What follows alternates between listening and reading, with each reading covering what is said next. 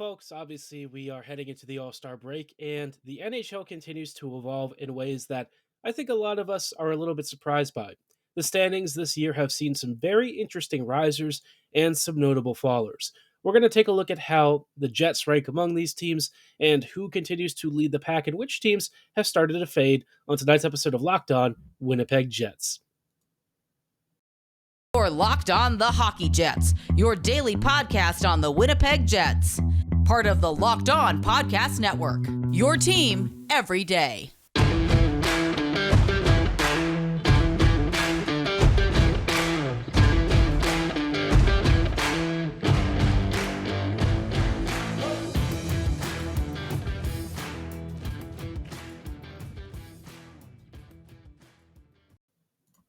Hello, friends, and welcome to tonight's episode of Locked On Winnipeg Jets, part of the Locked On Podcast Network, your team every day. I'm your host, Harrison Lee, an avid Winnipeg Jets fan and an online blogger. You can follow me on Twitter at HLivingLoco and at LO_Winnipeg Jets. As always, thanks for making Locked On Jets your first listen of the day every day. If you like what you're hearing, be sure to like, follow, and subscribe on your favorite podcasting platform of choice, including Apple, Spotify, Google, Megaphone, Odyssey, and YouTube. Doing so is completely free of charge and ensures you never miss another episode. But most of all, we just really love and appreciate your support. Now, on tonight's episode, like I said, we are going to be diving into how the Jets are doing this year compared to the rest of the league, and also do a live look in at the NHL standings to see, not only where the Jets rank, but which teams continue to be the ones to watch out for as we start to roll up in not too many months here onto the playoffs. I mean, it's hard to believe it, but we're already in February. If you look at Winnipeg's schedule over the next few weeks, we're kind of winding down the regular season. We're well past the halfway point. It's getting close, man. So, playoff time, trade deadline, all of that is really building up into a crescendo. And this is basically kind of the home stretch until we hit pay dirt for the postseason. Before we get into that, though, I thought it would be a fun time to give you a brief update on how Brad Lambert and Chaz Lucius are doing. So both have been recently getting some games in the CHL. Chaz Lucius has been tearing the WHL up. As a member of the Portland Winterhawks, he's got 15 points in 6 games, including 5 goals and 10 assists. Let me tell you, man, Lucius is an awesome player. We've gotten to see him sometimes for the Moose, and I really like his creativity. I think that his spatial awareness, how he attacks, different areas near the slot, his, skating and passing, all of that for him really makes him an elite prospect. I think he's going to be a really good top 6 NHLer. I would not be surprised if he manages to carve himself out a role, maybe on like a first line somewhere, but, I would say modestly, right? Like modestly, let's say he'll probably be a second liner, which I mean, that's pretty freaking awesome when you think about it. His skill, his edge work, all of his creativity makes him a really dynamic player and somebody who I think, is basically going to destroy the WHL. Now he is 19, so he is older than some of the kids that are playing in this league. He's already got pro experience, so those are things you probably do want to keep in mind when you see him putting up really eye-popping numbers. But that said, he's still raking it in. Not really surprising that somebody as gifted as him has immediately fit in, but it is kind of funny that it basically took him almost no time to really start hitting his stride and finding early success with the Winterhawks. Lucius, on the other hand, Lambert, on the other hand, has been a little bit of an uphill climb for him just because I think he had some visa issues or something trying to get into Seattle. I don't know exactly what happened, but he got healthy scratched for a few games, and we were kind of wondering, what's going on there. But I'm pretty sure it was visa issues. Since joining the Thunderbirds, he was actually playing at center recently on the first line. He's got 3 points in 3 games, 1 goal and 2 assists, which is a pretty solid start. He's the same age as Lucius, but obviously his pro experience has been a little bit different. He hasn't been playing a lot of North American hockey until recently. Most of his pro experience is in Finland. Lucius, was kind of playing the college circuit for a bit. And grew up in the North American system. So for Lambert, I think that there's probably been slightly more of an adjustment, but since coming from the Moose and moving towards Seattle, it seems like he's already starting to find his footing, bit by bit. He's very explosive. You can see his passing and vision are going to be a monster for this team, and his skating is always such a gift that I think, you know, playing at the CHL level is going to be really helpful for him. I think it'll help him find his confidence, get his offensive groove, and really help him feel more at ease. I think with the Moose, you saw some of the decision making and stuff not always being on the right timing for him. I think the pro level was maybe a little bit of a jump from going from Liga to like AHL stuff. It seemed like he wasn't as comfortable with the Moose. So moving down to the CHL, I think will be a really good gift for him. I think he'll start to really find his footing already. He's getting a couple of points early into his start to the Thunderbirds career, which is great to see. I saw some of the footage from his match, and he looks really dynamic. He looks pretty much what you would expect from him.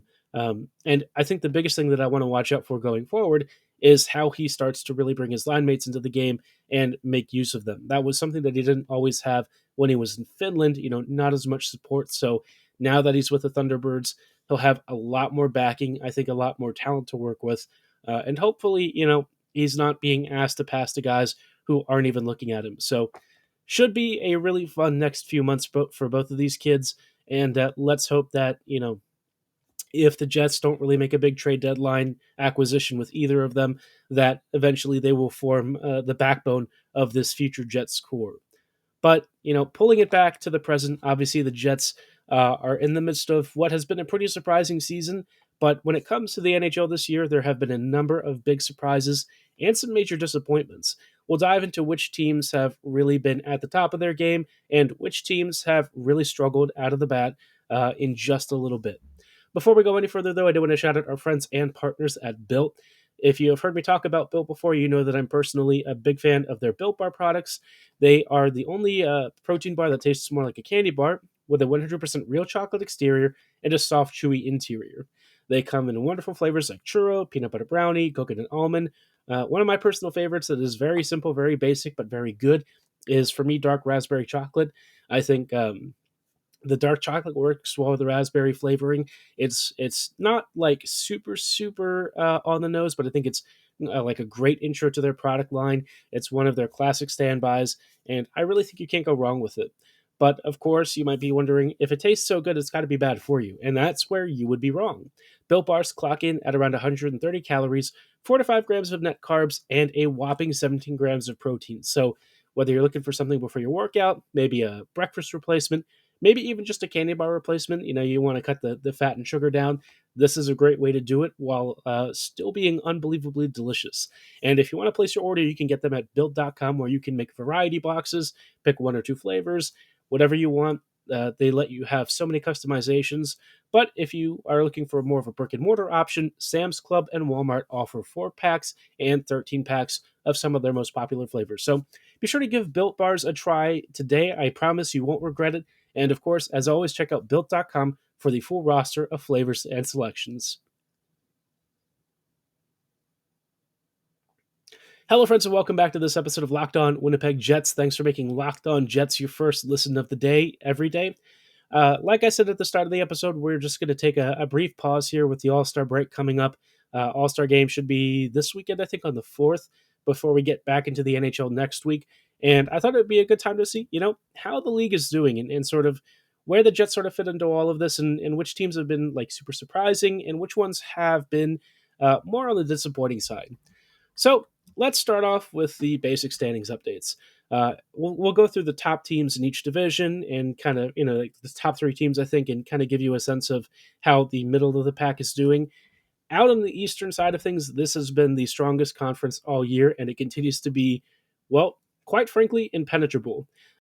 In the Metro, you've got Carolina, New Jersey, and the Rangers at the top, but barely just 2 points behind the Rangers are the Washington Capitals.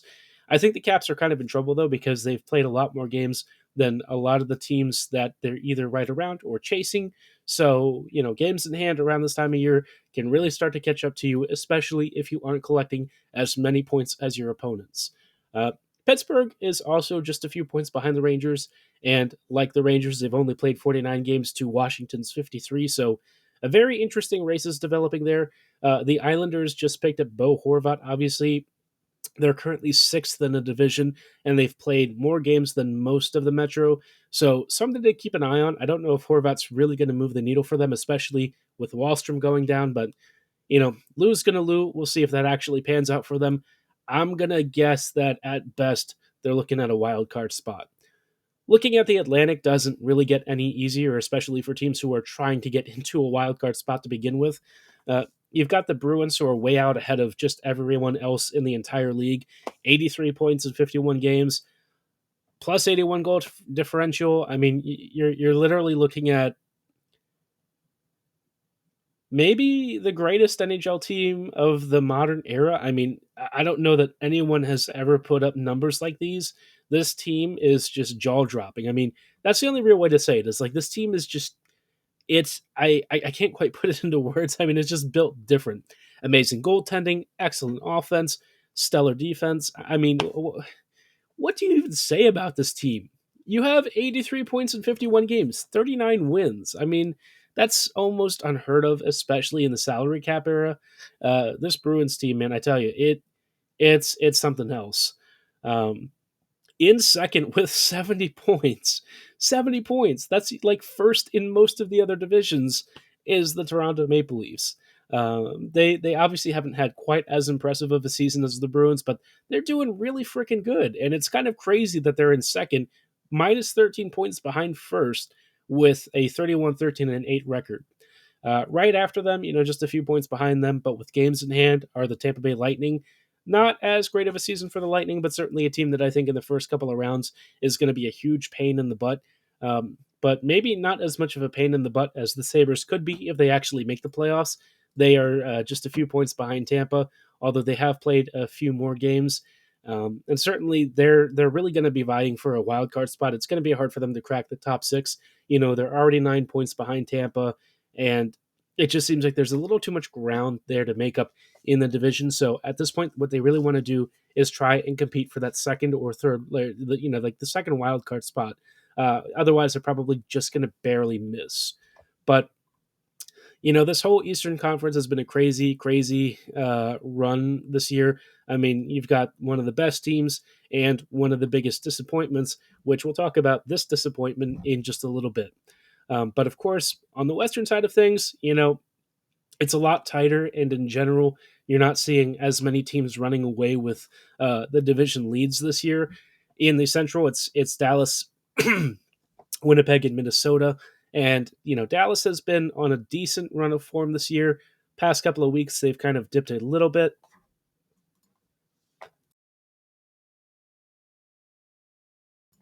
But on the whole, I think the Stars have had a pretty successful year. The Jets are right behind them, just 1 point back in the standings. They've played one more game, but, in this case, one game in hand on Winnipeg, not really a big deal. The Jets, they've had a really good season, although I think we're seeing some of their vulnerabilities and the limits of their ability to kind of, I would say, surmount the roster deficiencies and injuries. But on the whole, for the first season under Rick Bowness, certainly a major success, and I think a real testament to the turnaround job that he has done with this team. Up next, you've got the Minnesota Wild, and Minnesota's been decent recently. They're not too far behind the Jets, and they've got a number of games in hand. Same with the Colorado Avalanche, but neither of these teams, I would say, are quite as strong as you would expect them to be, especially the Avs. The Avs have taken a bit of a step back, but part of that's just been because of the injury crisis that they've had. So, you can't really read too much into it right now. As we start getting, towards the trade deadline and they maybe make some moves, we'll see if that team improves and really starts scaring people. The Pacific is one of the most interesting stories because it's a complete mess of a division. Seattle, LA, and Vegas are your top three. LA is in second with a negative 10 goal differential, which is really funny to see. The Kraken, though, are like legit. I would say that this team reminds me very much of the first year Vegas Golden Knights. Very fast, kind of built where you have a lot of, like, I would say, depth in terms of overall roster matchups. You might lack like that top end game breaking talent, right? But you have so many guys who are really good up and down the lineup that you can kind of work a little bit around it and take advantage of softer depth matchups against opposing teams. The Golden Knights, on the other hand, are not exactly having the best season. Their offense has been a little more muted. They've dealt with some injury crises, and honestly, without Mark Stone, this team's just not that scary.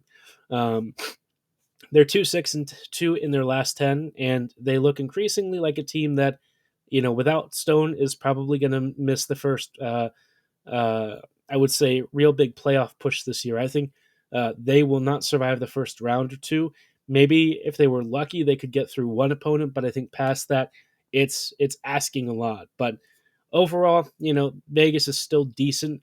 I just think without your star playmaker and creator, it's going to be a bit of an uphill battle, and it's not like they can just pick up guys off of the trade deadline market because of their crazy cap situation. So a lot to unpack there, a lot of very interesting teams.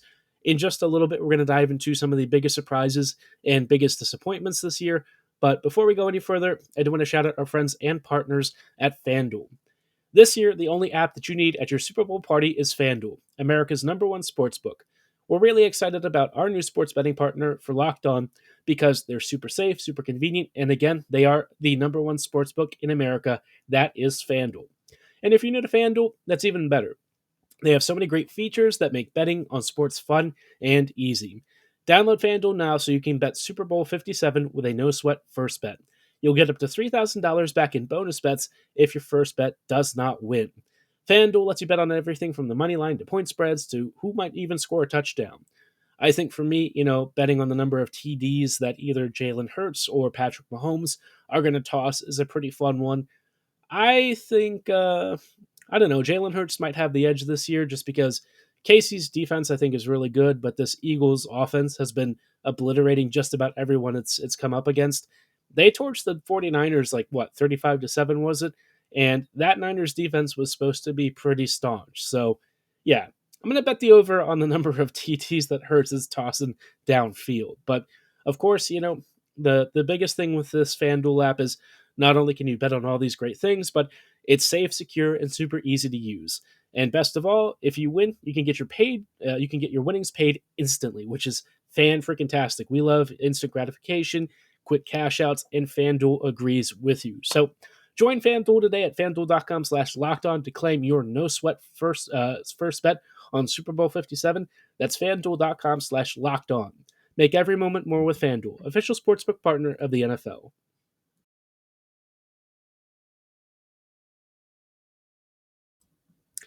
Hello, friends, and welcome back to these closing thoughts on tonight's episode of Locked On Winnipeg Jets. We're just wrapping up real quick with what I would describe as my biggest surprises and biggest disappointments with some of the teams this year. Like I said, this year has had quite a few ups and downs, and some teams have really answered the bell, and some have not. So I would say in like terms of biggest surprises, Boston being where it is, top of the division and top of the league with such a crazy record is really surprising. I thought maybe the Bruins might have, I don't know, a very good season, but like best in the entire league. I was not expecting that with Montgomery. I thought it would be like top five, maybe, but first overall with the kind of record that they've got, historic pace for just about every single stats category. I mean, again, like I said, I don't really know what to say about this team. They're almost unbeatable at home. They really don't lose on the road very much at all. Just an amazing team. And like this is the first time recently for the past couple of weeks where they've lost a couple of games, and that just like does not happen for them. So really surprising. Certainly an interesting change in the East and kind of a cool one because the Bruins are like an older team and one that, I would never have pegged for such a meteoric rise this year, but very interesting to see one of the coaches the Jets were interested in interviewing doing so well out in Boston. I'd say the other big surprise for me has been Seattle. I thought that they might be good this year, but I think their rise to the top of the Pacific is very hard earned and very much deserved. They've just been really, really well balanced, a strong team that executes great power plays. I like their passing and puck movement.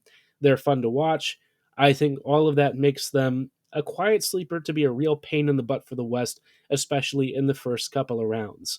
Now, if I have a couple of major disappointments, the biggest one for me is going to be the Florida Panthers. But we all kind of knew who Paul Maurice was and what some of his issues might be when he was trying to improvise. A lot of what has happened with the Panthers this year, I don't really think is Paul Maurice's fault. It's kind of on the front office for maybe not giving him the best goaltending, and like puck luck has been a little bit against the Panthers, especially when it comes to finishing. But at the other stuff that Maurice has done, he hasn't really been able to kind of solve around some of these issues. So I don't know. You had Burnett, who was kind of ripping it up with the Panthers in his first year. And sure, the team was disorganized at times, but offensively, they were just lighting it up, and he has done that same level of offensive impact for the Devils. So maybe the Panthers really did make a mistake. Other big disappointment, Calgary Flames. They have sunk to the bottom of the Pacific Division, and they do not look like they are coming up for air anytime soon. They're only trailing or, really fighting for like the second wild card spot. But aside from that, this team is really on the outs. I do not think that they are going to be a team you have to worry about in the postseason. They're barely a team that you have to worry about in the regular season. And with the recent drama with Daryl Sutter and some of his comments on his star rookie for the team, yeah, very interesting scenario. We all hate the Flames here. Obviously, real pain in the butt that team has been recently and for the past several decades. But certainly, let's hope the Jets keep on taking it to them. And if they face them somehow in the postseason, let's hope for a big Jets win. Let me know what you think of not only Winnipeg star rookies like Lambert and Lucius, but which teams for you have been big surprises? Which ones are you really shocked by? How do you feel about the Jets being among the league leaders this year? And do you expect to continue? Drop your feelings in the comments below or at my social medias at HLivingLoco and at LO_Winnipeg Jets. For tonight's episode, though, that is going to be all the time that we have. Thank you so much for listening and making Locked On Jets your first listen of the day. We will see you folks tomorrow. So thanks for listening. Have a great night, and go Jets go.